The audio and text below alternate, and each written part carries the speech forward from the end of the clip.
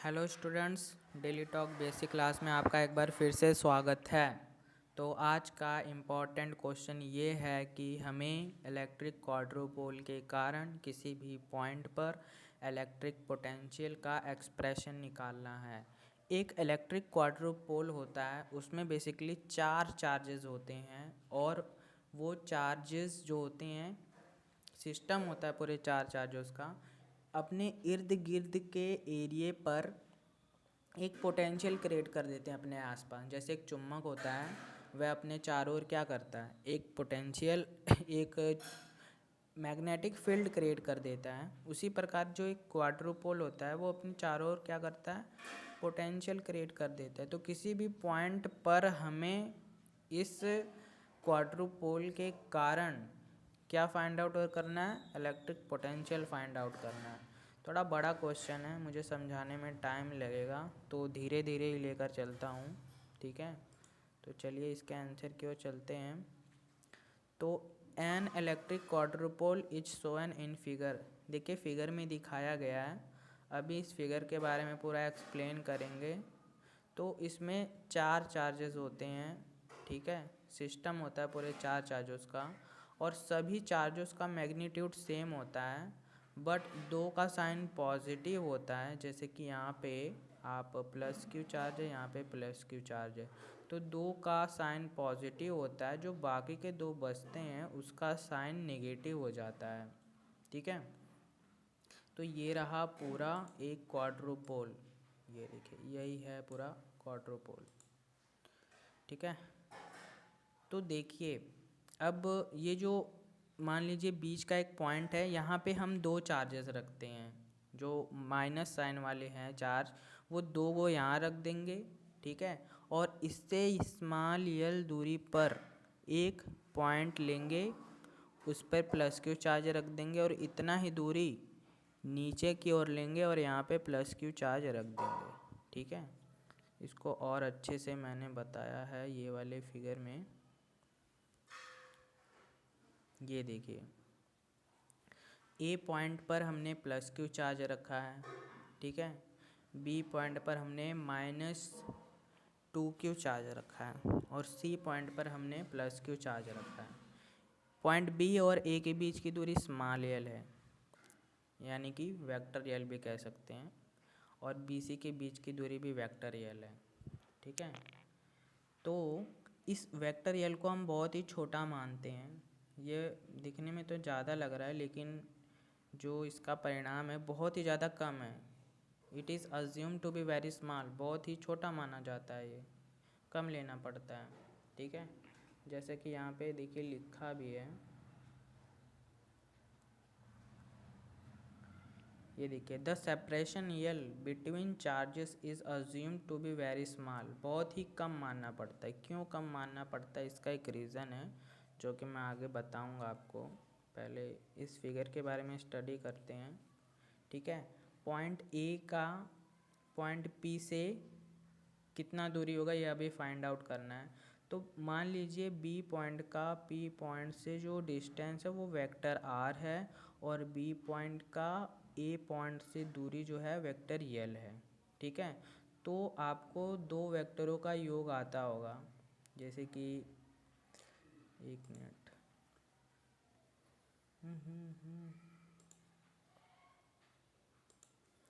जैसे एक वेक्टर ये है हमारा, बी से पी तक गया है, ठीक है।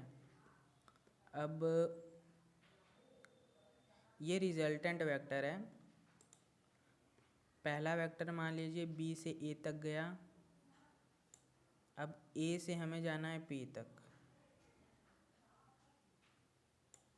तो ए बी और ए पी का रिजल्टेंट वेक्टर बी पी होगा, ये वाला बी पी, ठीक है, बी पी है। तो अब ए पी का जो मान है वो कितना होगा, इसी वेक्टर आर में से वेक्टर यल घटा देंगे, तो टोटल आ जाएगा क्या, R2 की वैल्यू आ जाएगी, वेक्टर R2 की वैल्यू, यानी वेक्टर R2 की वैल्यू है वेक्टर R माइनस वेक्टर यल, ठीक है। कैसे आया, ये वाले वेक्टर में से ये वाला वेक्टर हमने माइनस कर दिया, तब ये वेक्टर आ गया AP। ठीक है, यानी कि अब हमें AP के बीच का डिस्टेंस पता चल गया। बहुत अच्छी बात है। इसी प्रकार हमें PC के बीच का डिस्टेंस निकालना है। कितना आएगा देखते हैं।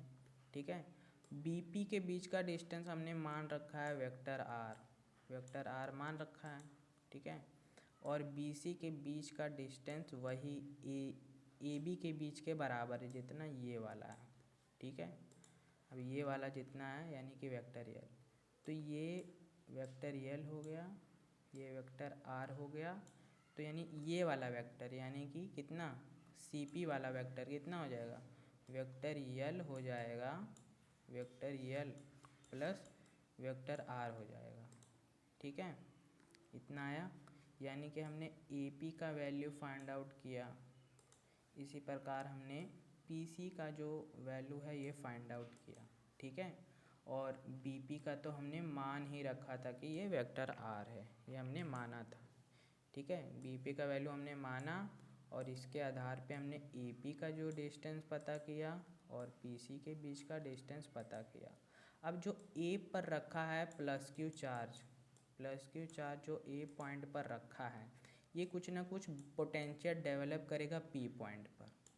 इसी प्रकार C पॉइंट पर भी जो चार्ज है ये भी कुछ ना कुछ पोटेंशियल P पर डेवलप करेगा, और B क्या पीछे रहेगा, ये भी एक पोटेंशियल डेवलप कर देगा। तो तीनों को जब हम ऐड करेंगे तब जाके हमारा पूरा क्वाड्रोपोल के कारण P पर कितना पोटेंशियल जनरेट हुआ है ये आएगा। ठीक है, तब वैसे फॉर्मूला क्या होता है, जैसे कि A और P के बीच की दूरी R2 है। ठीक है, और A पर कितना चार्ज रखा है, प्लस Q रखा है। ठीक है, तब अब होता क्या है कि A पॉइंट पर रखे इस चार्ज के कारण मान लीजिए कि यहाँ पे पोटेंशियल फाई है,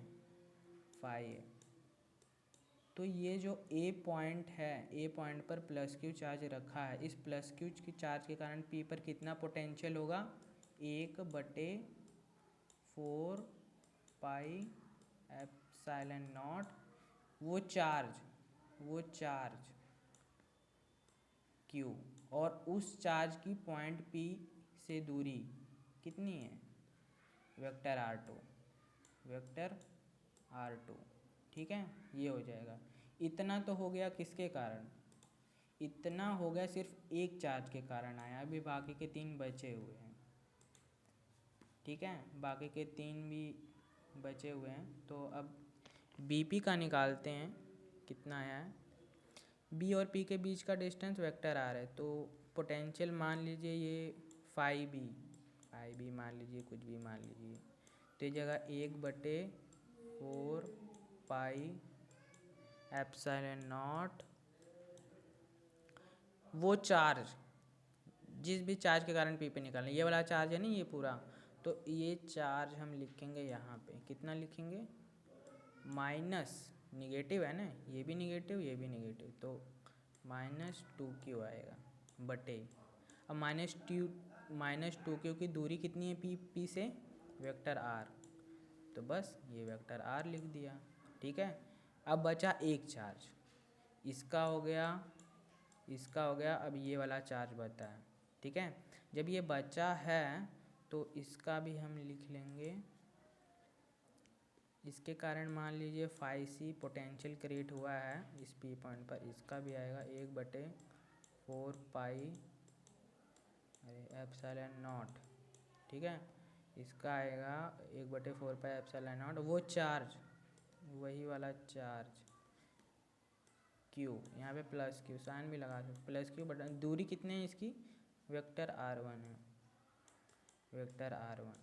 तो इस प्रकार से हमने A पर कितना पोटेंशियल होगा, A के कारण P पर, और B पॉइंट पर जो भी रखा गया है उसके कारण P पर, और C पॉइंट पर जो भी चार्ज रखा गया है उसके कारण P पॉइंट पर। ठीक है, तो टोटल जो मैंने अभी निकाला वो आएगा, ये आ जाएगा, देखिए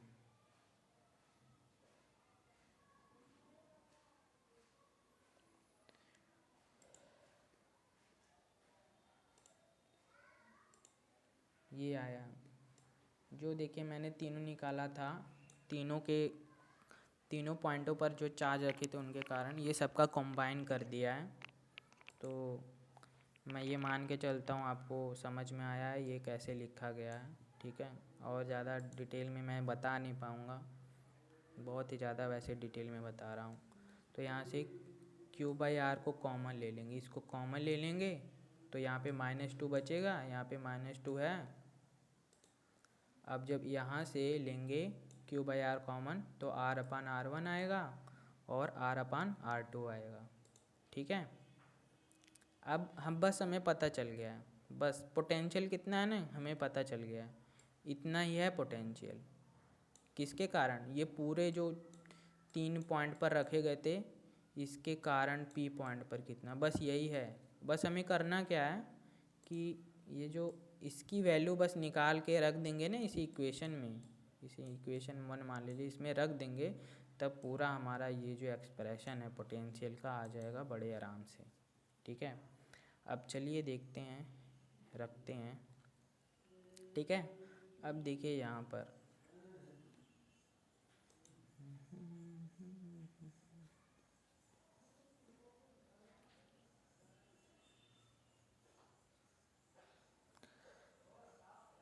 अब देखिए जो यहाँ पर आप देख रहे हैं ये जो वेक्टर यल है,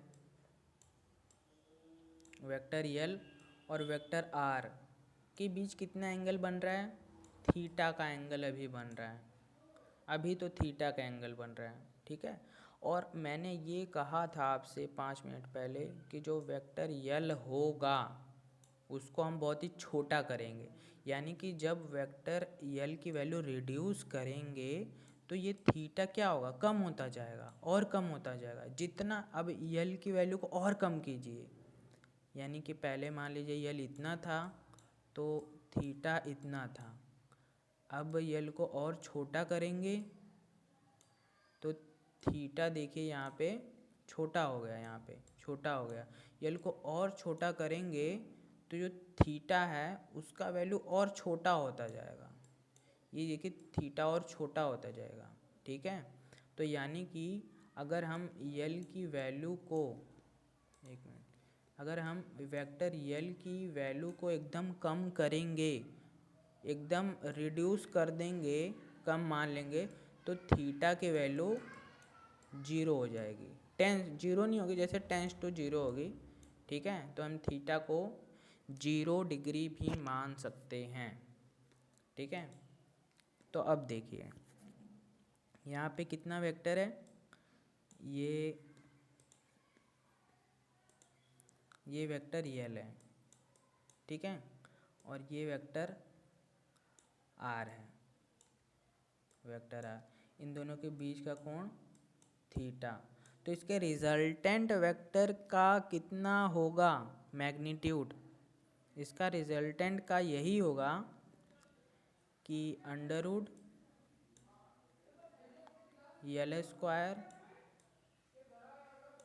plus R² plus 2RL cos, cos कितना? कास थीटा,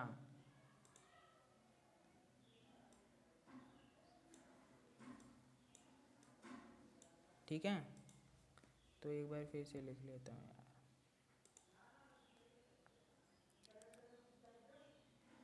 वेक्टर यल जो है और वेक्टर आर का जो रिजल्टेंट है इसके मैग्नीट्यूड कितना होता है?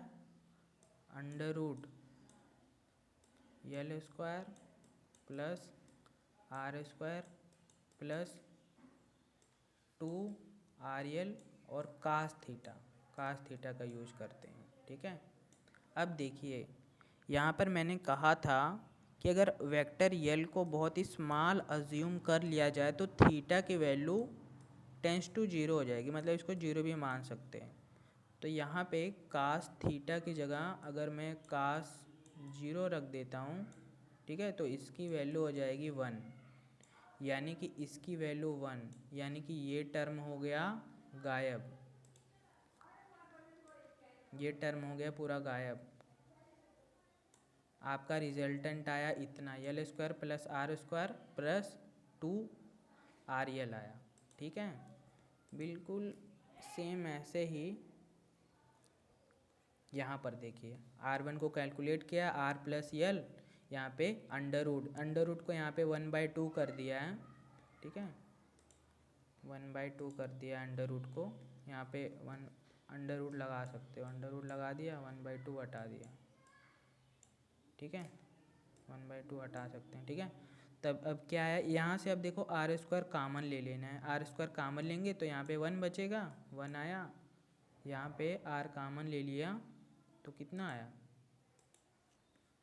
L/R आया, L/R का होल स्क्वायर प्लस इतना आया, पूरा मिला जुला के इतना आया। ठीक है, समझ लीजिएगा, पॉज करके वीडियो देख लीजिए।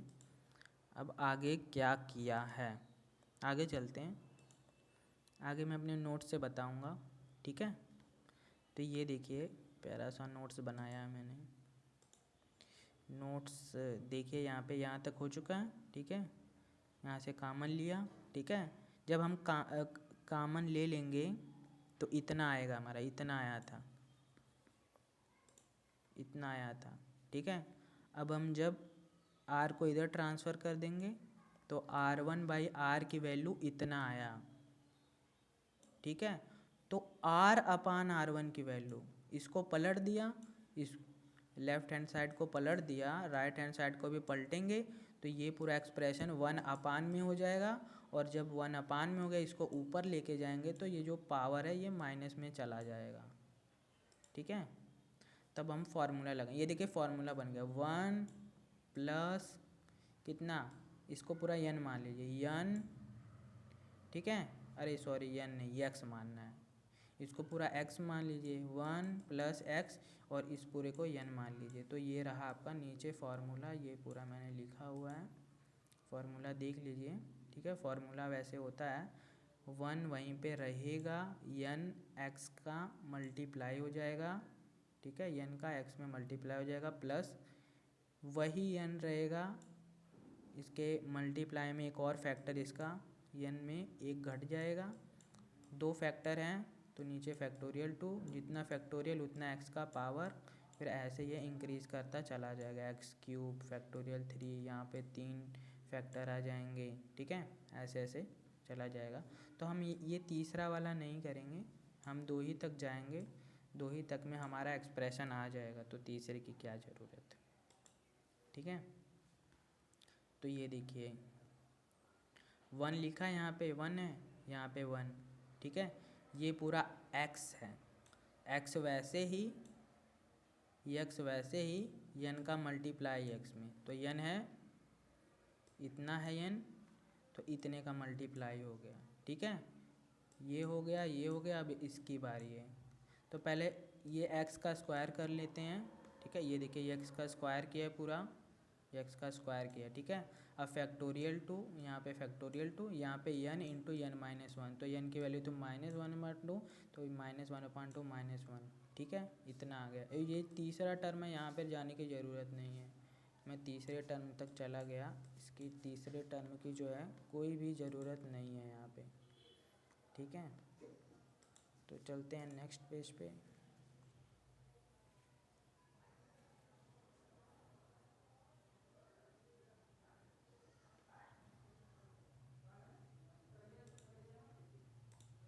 तो नेक्स्ट पेज पे देखिए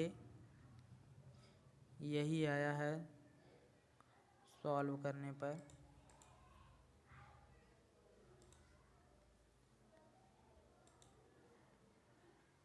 ये इधर मल्टीप्लाई हो गया था। ठीक है, 2 पेज पे हो गया इसलिए प्रॉब्लम हो रही है। ठीक है, इसका हम इन दोनों में मल्टीप्लाई करेंगे,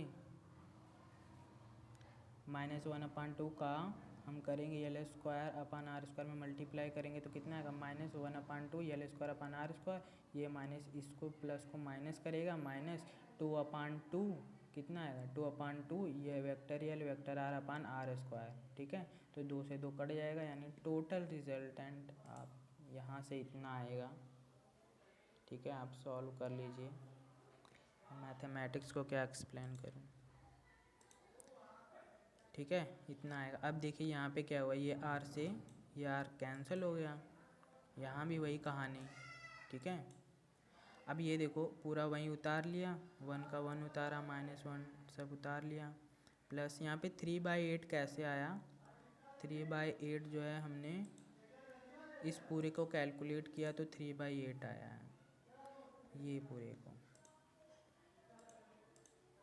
इस पूरे को कैलकुलेट करेंगे तो 3/8 आएगा, ठीक है। तो x की कितना था, x की पावर 2, तो ये पूरा x माना था x की पावर 2। अब देखिए ये a प्लस बी का होल स्क्वायर का फॉर्मूला बन गया, तो इसको ऐसे तोड़ दिया, ठीक है। अब इसमें से क्या करेंगे ना कि हम जो है पहले टर्म को नेगलेक्ट कर देंगे और जो लास्ट वाला टर्म है इसको भी नेगलेक्ट कर देंगे, हम इसको लेके चलेंगे बीच वाले टर्म को। कौन सा था, ए स्क्वायर प्लस बी स्क्वायर वाले टर्म को, बी स्क्वायर वाले टर्म को लेके चलेंगे, ठीक है। इन सबको नेगलेक्ट कर दिया तो 3/8 का इस टर्म में मल्टीप्लाई हुआ, इतना आया, और 1/2 का इसमें मल्टीप्लाई किया तो इतना आया और इतना आया, ठीक है। अब क्या किया है, अब देखो ये 1 यहाँ पे है, ठीक है, और ये वाले टर्म को यहाँ पे लिख लिया है। अब ये वाले टर्म और ये वाले टर्म में से, ये वाले टर्म में से इसको कॉमन लिया है, तो इसको कॉमन ले लेंगे तो यहाँ पे -1 बचेगा, ये -1, और यहाँ पे कॉमन ले लेंगे तो टोटल कट पिट के कितना आएगा, 3 cos स्क्वायर थीटा आएगा, ठीक है। ये देखिए ये क्या है, 2 से कट गया, यहाँ पे बचा नहीं, 2 का 4 में मल्टीप्लाई हुआ 8 आया, 8 से 8 कट गया, ठीक है। और ये एल स्क्वायर से ये एल स्क्वायर कटा, आर स्क्वायर से आर स्क्वायर कटा, बचा 3 cos square theta, 3 cos square theta बच गया यहाँ पे, ठीक है। तब इसी तरह अब देखो हमारी R/R1 की वैल्यू आ गई, इस प्रकार R/R2 की वैल्यू हम निकाल लेंगे। तो सिमिलरली सारा चीज़ वही आएगा, बस ये जो माइनस है यहाँ पे ये प्लस हो जाएगा, ठीक है। तो R/R1 की वैल्यू निकाली, R/R2 की वैल्यू निकाली, दोनों को ऐड कर दिया। जब दोनों को ऐड करेंगे तो देखिए इतना आएगा, इतना आएगा आपका। ये देखो इन दोनों को ऐड किया, 1 1 कितना हो जाएगा, 1 1 2 हो जाएगा, और इससे ये कैंसिल हो जाएगा, और ये टर्म और ये टर्म जुड़ जाएगा, ठीक है। यानी कि ये टर्म 2 बार आ गया तो 2 यहाँ पे रहेगा और नीचे 2 है ही, तो 2 से 2 कट जाएगा, यानी कि पूरा कितना आएगा, 2 प्लस एल स्क्वायर अपन आर स्क्वायर इतना आएगा, ठीक है। बस इसी वैल्यू को मैंने कहा था कि सब्सटीट्यूट कर देंगे इक्वेशन फर्स्ट में, ठीक है। इसी वैल्यू को पुटअप कर देंगे, तब आपका जो पोटेंशियल का एक्सप्रेशन है वो आ जाएगा। देखिए इसी वैल्यू को पुट किया है, इक्वेशन फर्स्ट कितना था, इक्वेशन फर्स्ट में यहाँ पे R/R1 प्लस R/R2 था, ठीक है। तो इसकी जगह पे हमने ये रख दिया और -2 पहले से ही था, ठीक है। तो +2 से -2 कैंसिल हो गया, ये आपका एल स्क्वायर अपन R square 3 cos square theta -1 बचा, यानी कि ये आपका पूरा एक्सप्रेशन आ चुका है, ठीक है। This is required expression. यह एक्सप्रेशन हमें बताता है कि क्वाड्रुपोल के कारण पी पॉइंट पर कितना पोटेंशियल क्रिएट हुआ था, ये हमें बताता है, ठीक है।